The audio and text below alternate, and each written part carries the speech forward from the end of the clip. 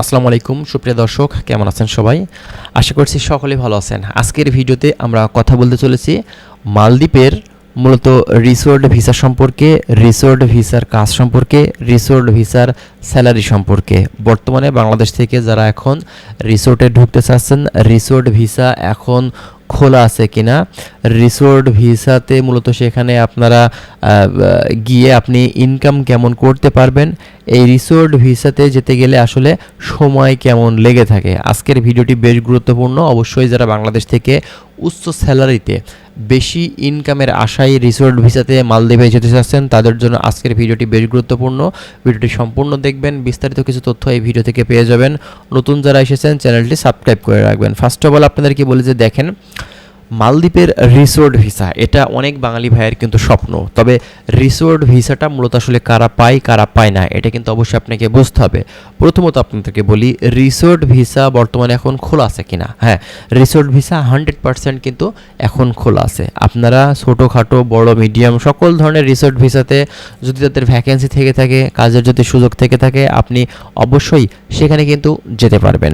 এর পাশাপাশি ইনকামটা রিসোর্ট ভিসাতে কেমন হয়ে থাকে দেখেন, রিসোর্টে বিভিন্ন সেক্টরের কাজ আছে ভাই। একজন ক্লিনারের মানে কাজের যে আপনার হচ্ছে ওয়ার্কার বা শ্রমিক, তার ইনকাম আর একজন সেখানকার রিসোর্টের যে ম্যানেজার, তার ইনকাম কিন্তু এক না। এটা অবশ্যই এডুকেশনাল কোয়ালিফিকেশন, ওয়ার্কিং এক্সপিরিয়েন্সের উপরে কিন্তু নির্ভর করে থাকে।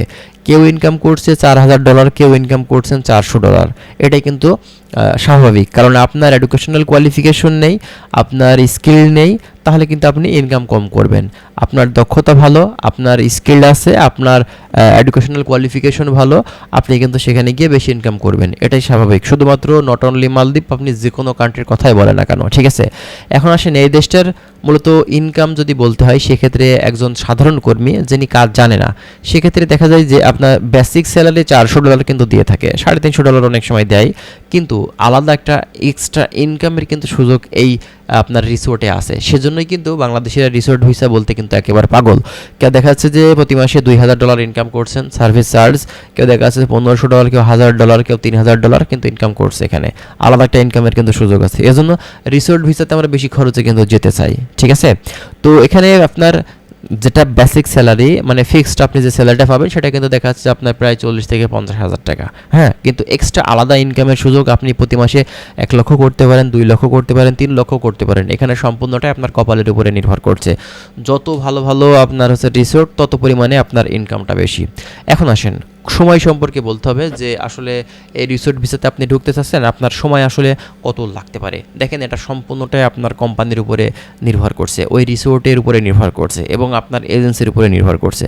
আপনার এজেন্সির গুরুত্ব দেওয়া লাগবে। এর পাশাপাশি যে রিসোর্ট আপনাকে নিতে চাচ্ছে তাদের কিন্তু অবশ্যই একটু গুরুত্ব সহকারে দেখতে হবে, তাহলে কিন্তু আপনার ভিসাটা খুব দ্রুত সময় হয়ে যাবে। আপনি খুব দ্রুত সময় কিন্তু এই রিসোর্টে, এই মালদ্বীপ দেশটিতে আপনি কিন্তু ঢুকতে পারবেন। এটা হচ্ছে মূলত কথা, ঠিক আছে?